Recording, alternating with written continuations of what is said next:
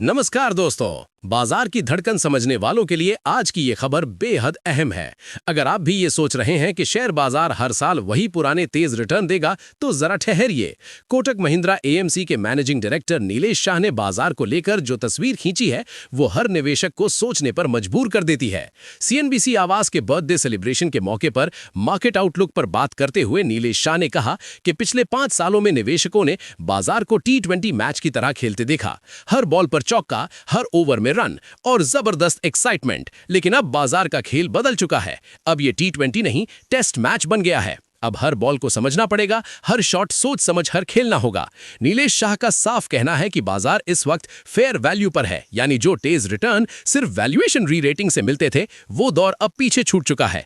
आगे रिटर्न सिर्फ और सिर्फ अर्निंग ग्रोथ से आएगा और यही वजह है कि निवेशकों को अपनी उम्मीदें भी बदलनी होंगी। हाई सिंगल डिजिट या लो डबल डिजिट रिटर्न की मानसिकता बनाकर ही बाजार में उतरना होगा। उन्होंने चेताया कि बाजार में इस वक्त रिस्क पहले से कहीं ज्यादा है। पहले सिर्फ इकोनॉमिक पॉलिसी का जोखिम था, लेकिन अब जियोपॉलिटिकल टेंशन और युद्ध का खतरा भी जुड़ चुका है। लोकल इकोनॉमी भले ही अच्छी रफ्तार से बढ़ रही हो, लेकिन corporate earnings nominal GDP growth के मुकाबले थोड़ी कमजोर दिख रही हैं। दिसंबर तिमाही से डबल डिजिट अर्निंग ग्रोथ की जो उम्मीद थी, उस पर भी सवाल खड़े हो रहे हैं। हाल ही में एक बड़ी आईटी कंपनी के नतीजों में लेबर कोड की वजह से आई वन टाइम कॉस्ट ने प्रॉफिटेबिलिटी पर असर डाला है। बाजार भले ही समझदार हो और वन टाइम कॉस्ट को दोबारा आने वाला खर्च न माने, लेकिन ऐसी घटनाएं परफॉर्मेंस पर दबाव जरूर बनाती हैं।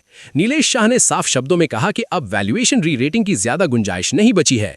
मार्च 2020 में जब बाजार 10 गुना फॉरवर्ड अर्निंग पर ट्रेड कर रहा था, तब 20 गुना तक जाना जायज था। लेकिन आज अगर बाजार 21 गुना फॉरवर्ड पर है, तो उसका 25 या 40 गुना पहुंचना बेहद मुश्किल है। मतलब साफ है, जितनी अर्निंग ग्रोथ होगी उतना ही रिटर्न मिलेगा। सिंगल डिजिट अर्निंग ग्रोथ पर सिंगल डिजिट रिटर्न और डबल डिजिट ग्रोथ पर डबल डिजिट रिटर्न। पिछले 5 सालों में जो रिटर्न निवेशकों ने देखा है, वैसा रिटर्न अब अगले 8 या 10 सालों में मिलना ज्यादा संभव लगता है।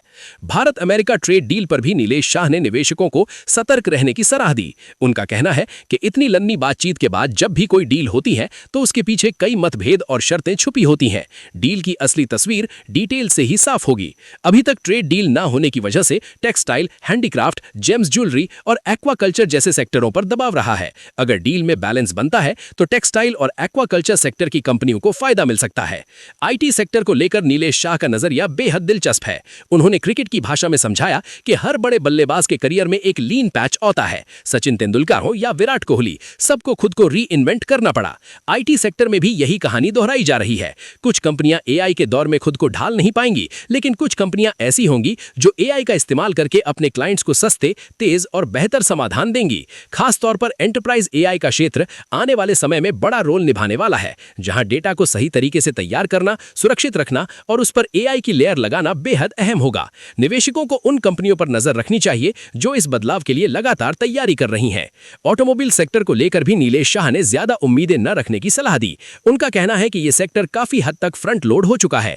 टू व्हीलर सेगमेंट में जीएसटी कट के बाद अच्छी तेजी देखने को मिली, लेकिन अब वही मोमेंटम आगे जारी रहना मुश्किल है। यहां भी बाजार T20 से टेस्ट मैच की ओर बढ़ रहा है। चुनिंदा स्टॉक्स में बॉटम अप अप्रोच से मौके मिल सकते हैं, लेकिन पिछले 4 से 6 महीनों जैसा रिटर्न दोहराया जाना आसान नहीं होगा। तो कुल मिलाकर संदेश साफ है, बाजार में बने रहिए, लेकिन उम्मीदों का गैर थोड़ा धीमा रखिए। शॉर्टकट रिटर्न की जगह धैर्य, डिसिप्लिन और लंबी रणनीति ही आने वाले समय में निवेशकों का असली हथियार बनेंगी। अगर आपको ऐसी ही गहराई से बाजार को समझने वाली खबरें पसंद आती हैं, तो हमारे चैनल को सब्सक्राइब जरूर कीजिए, वीडियो को लाइक कीजिए, अपने दोस्तों के साथ शेयर कीजिए और निवेश से जुड़े हर बड़े अपडेट के लिए हमारे साथ जुड़े रहिए।